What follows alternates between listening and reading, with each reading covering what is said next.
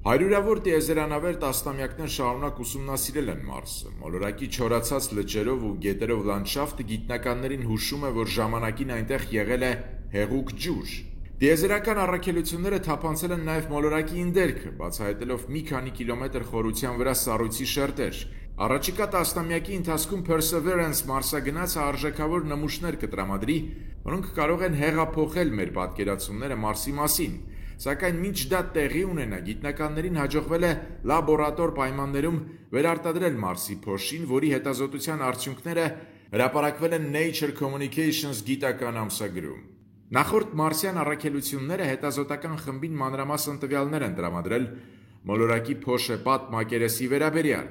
Այժմ խումբը նոր արարական մեթոդների օգնությամբ պարզել է, որ Մարսի կարմիր գույնը պայմանավորված է ջուր պարունակող երկաթի օքսիդով, որը հայտնի է որպես ֆերիհիդրիտ։ Հետազոտողները նշում են, որ ֆերիհիդրիտը առաջանում է սառը ջրի առկայության պայմաններում։ Դա վկայում է այն մասին, որ Մարսի վրա երկաթի օքսիդը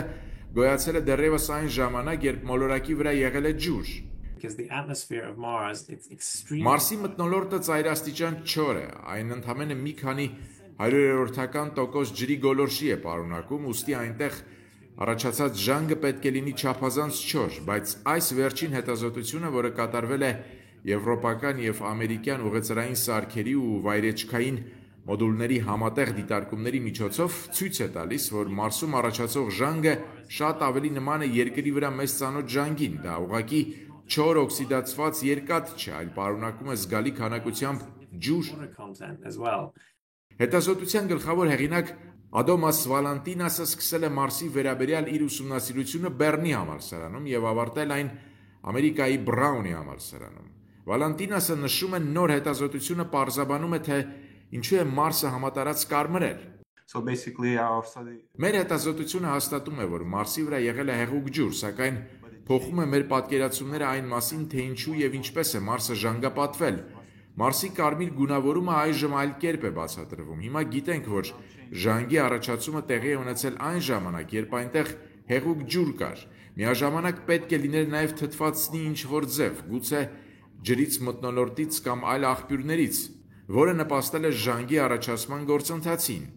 Թերևս կարմիր մոլորակի վերաբերյալ նոր հետազոտությունը գիտնականների համար ավելի շատ հարցեր է առաջ բերում։ Վալանտինասը նշում է, որ այլ հետազոտությունների որոշ արդյունքների համաձայն Մարսի ջրային միջավայրի փոփոխությունը պետք է տեղի ունեցած լիներ մի քանի միլիարդ տարի առաջ, բայց սա դեռևս ենթադրություն է։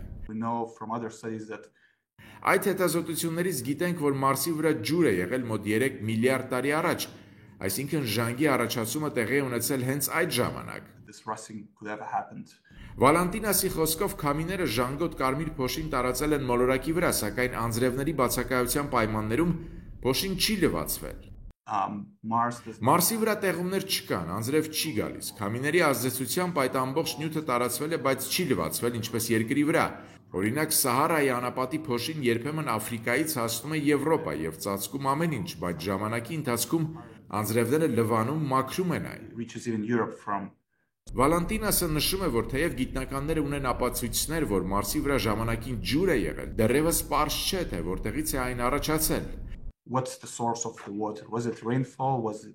Որն է եղել ջրի աղբյուրը, անձրևաջրերը, թե ծովային ջրերը։ Ինչ ջերմաստիճան է ունեցել ջուրը, երբ այդ հանքանյութը ձևավորվել է։ Արդյոք մանրէները դեր են խաղացել այդ գործընթացում։ Բազմաթիվ հարցեր կան, որոնց պատասխանները դեռ չունենք։ Գիտնականներին հետաքրքրում է նաև այն հարցը, թե ինչու ջրի առկայության պայմաններում կյանք չի առաջացել։ Անցյալում Մարսի վրա հեղուկ ջրի առկայության տեղանքների պարզաբանումը թույլ կտա այդ վայրերում փնտրել կյանքի հետքեր, բայց եթե այդ վայրերում կյանք չի ծագել, ապա ինչու։ Ինչ հավանականությամբ կարող էր կյանք ծագել այնտեղ։ Գիտնականները հուսով են գտնել այս հարցերի պատասխանները, երբ վերջապես իրականություն դառնան դեպի Մարս երկարատև առաքելությունները, իսկ դրա հավանականությունը կմեծանա, եթե այնտեղ ջուր լինի տիեզերական անձնակազմերի կարիքները հոգալու համար։ Ջրի առկայությունը կարևոր է ոչ միայն կենցաղային նպատակներով, այլև վերադարձի համար հրթիռային վառելիքի համար։ Այժմ, երբ գիտենք, որ ջրով հարուստ այդ փոշին տարածված է ամբողջ մոլորակով, ստիպված ենք վերանայել փոշու ձևավորման ժամանակի ու կազմի վերաբերյալ առկա տվյալները։ Դեռ վաղ է դրա վերաբերյալ ենթադրություններ անել, բայց անամբեր սպասում ենք հետագա բացահայտումներին։ Վալանտինասը նաև ավելացնում է, որ Perseverance-ից երկիր ուղարկվող փոշու նմուշների վերլուծությունը կհաստատի իրենց լաբորատորիայում արված հայտնագործությունները։